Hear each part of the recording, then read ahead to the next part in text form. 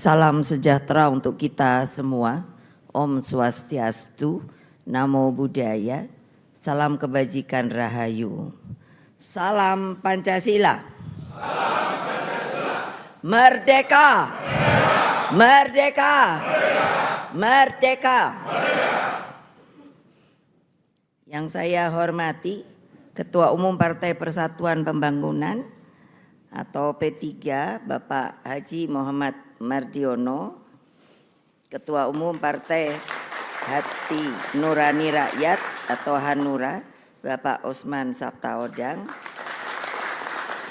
Ketua Umum Partai Persatuan Indonesia atau Perindo Bapak Haritanu Sudibyo, Mas Prananda dan Mbak Puan Maharani, Bapak Arsyad Rashid, Ketua Tim Pemenangan Nasional Ganjar Pranowo atau TNPGP beserta Pak Sandiaga Uno. Jadi pasti banyak nanya, kenapa Pak Sandiaga Uno ada di sini? Jangan lupa loh, beliau itu adalah P3. Bapak Andika Perkasa, Bapak Edi Pramono dan Bapak Tuan Guru Bajang. Perwakilan relawan dan tentunya rekan-rekan pers yang pada hari ini saya lihat kok, kenapa ya saya bilang sama Monang, kenapa kok banyak amat ya persnya? Karena bolak-balik sudah nanya, kapan diumumkan? Kapan diumumkan? Saya ngomongnya sabar, sabar. Dan seluruh rakyat Indonesia dimanapun kalian berada yang saya cintai, puji syukur kehadirat Allah Subhanahu wa Ta'ala sehingga kita bisa berkumpul di tempat yang sangat bersejarah ini.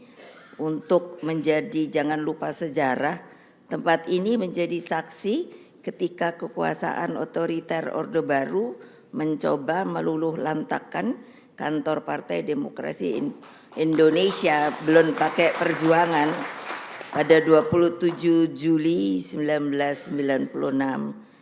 Rakyat Indonesia mengenang peristiwa itu sebagai sebuah tonggak penting demokratisasi di Indonesia.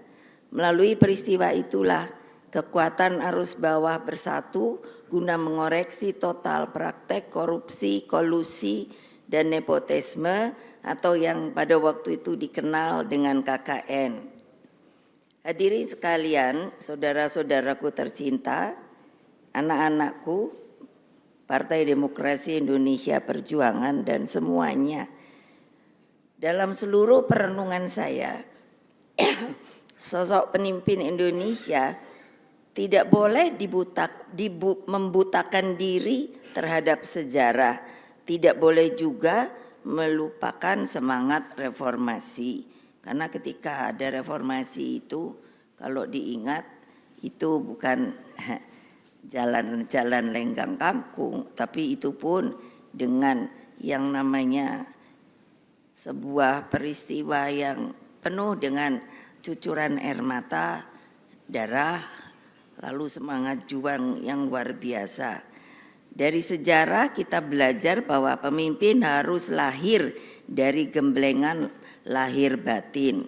Pemimpin seperti ini ditempa keteguhannya, memiliki kesetiaan pada prinsip, kokoh pada jalan Pancasila, merakyat, visioner, dan memiliki kemampuan profesional. Setidaknya telah berprestasi dalam jabatan strategis di tingkat nasional dan memiliki pengalaman konkret di pemerintahan. Ditinjau dari karakternya, pemimpin ini selalu bergelora jiwa kemanusiaannya. Hatinya mudah tersentuh oleh penderitaan rakyat. Semangat pemimpin seperti ini yang akan selalu berkobar-kobar justru ketika menghadapi tantangan. Sosok pemimpin ini digerakkan oleh nilai-nilai moral, etika, dan selalu satu antara kata dan perbuatan. Dengan berbagai harapan tersebut, cukup lama saya menganalisa dan berdialektika dalam alam pikir tentang apa toh yang sedang dihadapi oleh Indonesia tercinta kita, problematik yang dihadapi bangsa kita.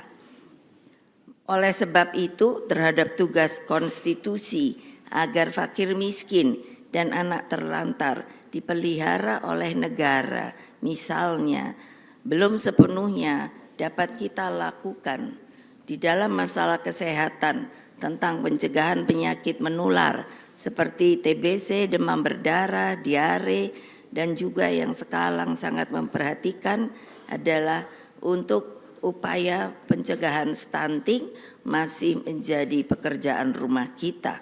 Kita juga memiliki pekerjaan rumah di dalam memanfaatkan bonus demografi di mana waktu yang tersedia hanya 13 tahun ke depan.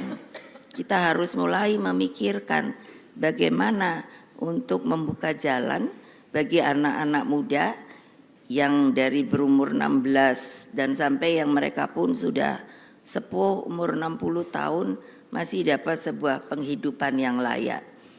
Pada saat bersamaan saya mencermati seriusnya persoalan akibat liberalisasi politik dan perekonomian kita yang akhirnya berdampak pada meningkatnya kasus korupsi. Berbagai persoalan tersebut saya pikirkan dengan seksama sebagai latar belakang. Saya orang yang sudah punya pengalaman hidup dan politik yang cukup panjang. Jadi saya tidak begitu mudah untuk bisa mengambil siapakah yang akan saya jadikan di kemudian hari sebagai pemimpin dari bangsa dan negara ini. Saya menerima masukan dari seluruh ketua umum partai yang hadir di sini, juga mendengarkan masukan para tokoh. Kesemuanya saya kontemplasikan siapa sosok yang tepat mendampingi Pak Ganjar Pranowo. Nah, hari ini, hari Rabu tanggal 18 Oktober 2023, saya dengan mantap kini saya telah mengambil keputusan. Kesemuanya saya tujukan sebesar-besarnya bagi kepentingan rakyat, bangsa dan negara. Karena itulah dengan mengucapkan Bismillahirrahmanirrahim, maka calon wakil presiden yang dipilih oleh Partai Demokrasi Indonesia Perjuangan yang akan mendampingi Bapak Ganjar Pranowo adalah Bapak Profesor Dr. Mahfud MD.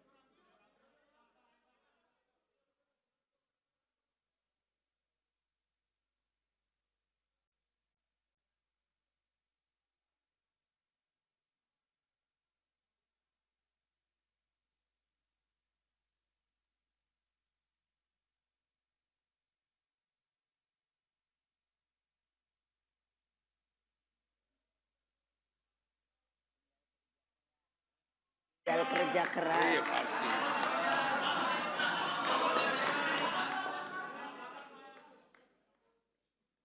Boleh saya teruskan?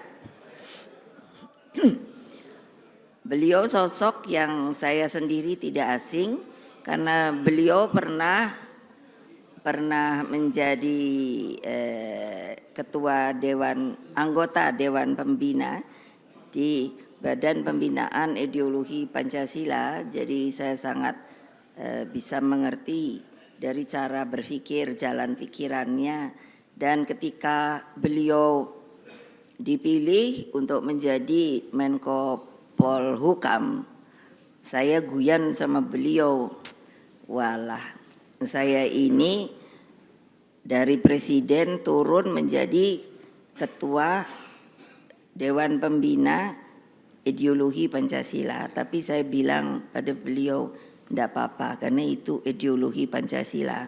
Tapi Bapak langsung meroket menjadi anggota kabinet. Jadi tolong ingat Bapak, seorang sosok intelektual yang mumpuni, karena saya perhatikan pengetahuan beliau di masalah hukum sangat penuh dengan pengalaman dan pengetahuan. Sosok dengan pengalaman lengkap di lembaga legislatif, eksekutif, dan yudikatif. Lalu Prof. Mahmud juga dikenal rakyat sebagai pendekar hukum dan pembela wong cilik. Saya bilang sama beliau, ya ini hukum ini jangan terus semuanya pada bungkem ya. Saya bilang sama beliau, ya untuk apa ada aturan hukum kalau semuanya pada diam. Ayo Pak, kita ngomong Pak. Dulu saya rasanya merasa sepi sendiri, karena kalau saya ngomong, nah terus wartawan langsung bully. Nah sekarang ada Pak Mahfud nih, belain saya dah. Dan tentunya apa yang telah dikatakan, kita akan bersama menjadi partai berempat yang akan mengusung Pak Ganjar Pranowo dan Pak Mahfud untuk insya Allah dengan pertolongan dari Allah Subhanahu wa Ta'ala dan rakyat Indonesia, kemungkinan maka kedua beliau dapat dijadikan presiden dan wakil presiden.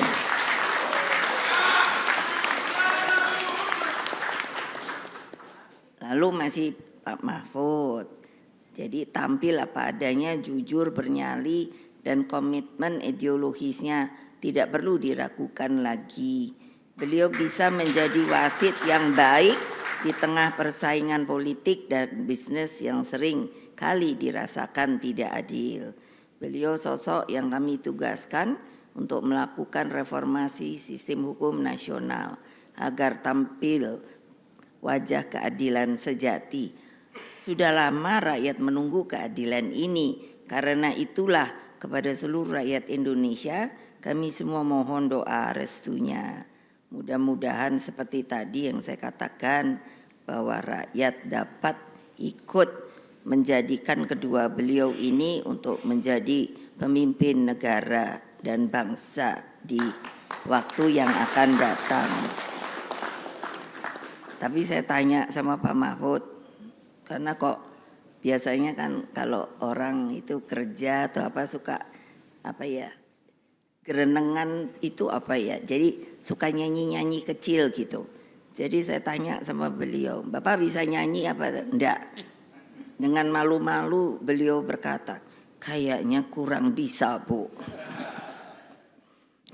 Pasangan Pak Ganjar Pranowo, Pak Mahfud ini akan menyuburkan demokrasi negeri. Mereka akan bertindak sebagai sahabat rakyat sejati, insya Allah. Mereka lahir, tumbuh, dan menjadi mumpuni karena doa penuh kasih dari ibu-ibu sejak berada dalam kandungan. Saya selalu kalau pidato sekarang saya janji sama ini, ayo Mbak Tika, untuk urusan perempuan. Karena perempuan itu harus sama laki-laki. Kodratnya beda, tetapi di dalam semua haknya harus sama. Kasih Ibu Pertiwi selalu mengharapkan yang terbaik bagi seluruh anak negeri. Kasih Ibu tidak pernah berkesudahan.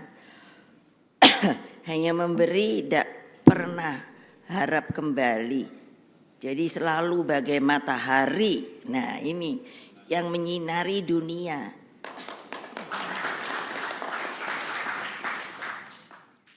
Jadi sekali lagi semoga Allah yang Maha Kuasa, Tuhan yang Maha Kuasa meridhoi perjuangan kita. Ayo terus bergerak ke bawah, perkuat akar rumput, bertemu dengan mereka, satukan seluruh energi juang. Kita persembahkan kemenangan untuk rakyat melalui Pak Ganjar Pranowo dan Profesor Mahfud MD.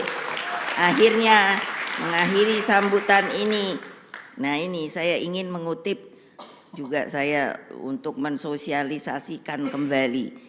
Mengutip lagu kebangsaan Indonesia Raya itu ternyata stansa tuh Pak. Bagiannya itu ada 3. Saya akan mempopulerkan kembali, tapi acaranya kalau yang besar-besar. Karena ternyata itu Indonesia. Mohon maaf kalau begini saya lagi alerginya saya. Jadi ini stansa ketiga. Coba tolong direnungkan bersama. Indonesia tanah yang suci. Nah, tanah siapa? Tanah kita yang sakti. Di sanalah aku berdiri menjaga siapa?